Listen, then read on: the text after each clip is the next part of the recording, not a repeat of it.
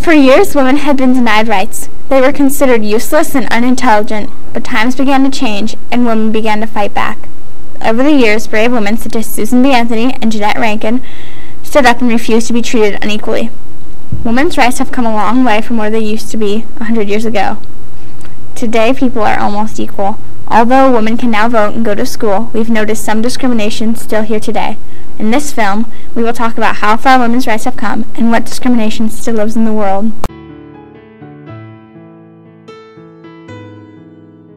Women are a lot more accepted in the workplace now than they used to be. In the 60s and 70s, there were very few women veterinarians, and now women kind of dominate the profession, and there's actually more women than men veterinarians.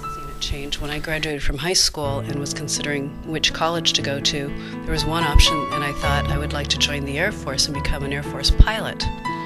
And I interviewed with the Air Force, and they said, "Oh, wonderful, wonderful, but you can't fly because you're a woman. We don't have any women pilots. You would be in the control tower." And I thought, no, that's not what I want to do. So I just went straight to college.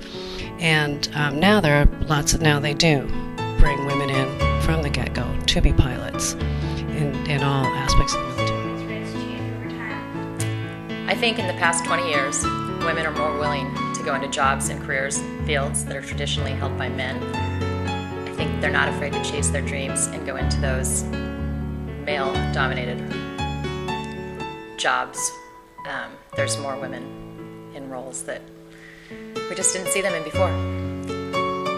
Well, I think back when I was in high school in the 60s, girls were not allowed to participate in sports, at least not competitively. And until Title IX, which I think came around in 1972, girls couldn't compete. So I was 6 feet tall, and I would have liked to have played basketball or any sport like that, but it just wasn't available to me. So I've seen that change, because now they have I think a WBA, right, for women, and we didn't have that then. Also, when I first started teaching in the late 60s, there were still school districts that would not allow women to teach once they were pregnant. So they had to quit, they had to resign, and that's not true anymore. So I have seen some changes, yes, and I'm happy for the girls today, especially on the sports issue. I think women in leadership positions sometimes face discrimination, that it's harder for women to get leadership positions and to be trusted and believed in when they get those positions.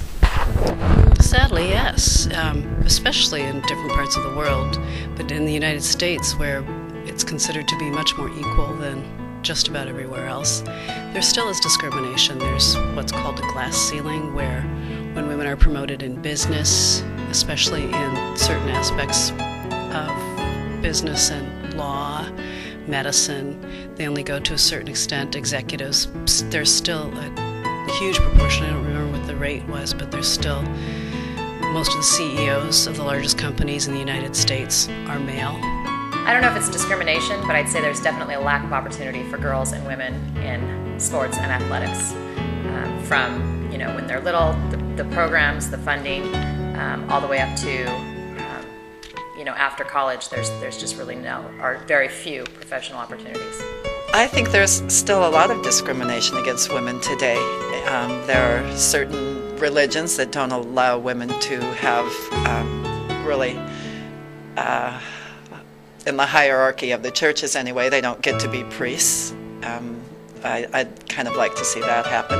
I also know that today, the statistic in 2011, women still earn 77 cents to every dollar that a man earns. So I think, yeah, there still is, and I think even in crimes against women, I think women are still kind of held accountable, maybe for the way they dress or how they looked, or somehow they were the cause of the action against them. And those are three areas that I see that need some real improvement.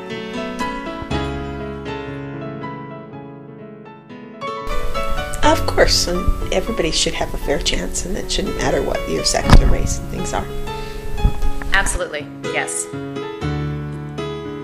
I think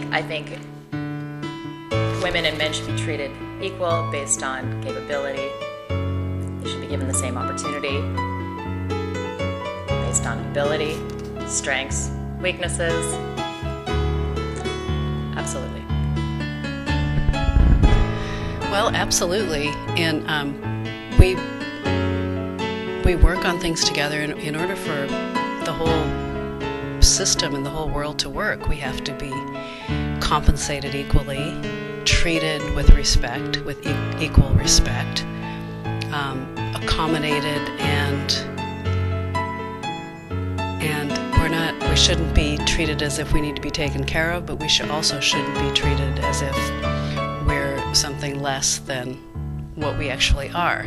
So yeah, I think it's very important so that we can contribute to the world just like everyone else, just like the men can contribute. I think it's very important. I think it's important that all of us be treated respectfully, regardless of whether we're women or men, or our sexual orientation, or our religion, or I just think you need to see people as people and judge them accordingly on their actions, not by anything else except the actions that they commit. And there. In the U.S., there is still some discrimination against women, but this is nothing compared to the discrimination that women face in countries such as Afghanistan and Nigeria. Discrimination against women is a worldwide problem. In Afghanistan, women can be attacked just for doing something as simple as heading to school. For a while, women were required to cover themselves completely just to leave the house. Some women aren't even allowed to work anywhere but in their homes. In Nigeria, women are judged from a very young age. They cannot get very far in school before they're not allowed to go.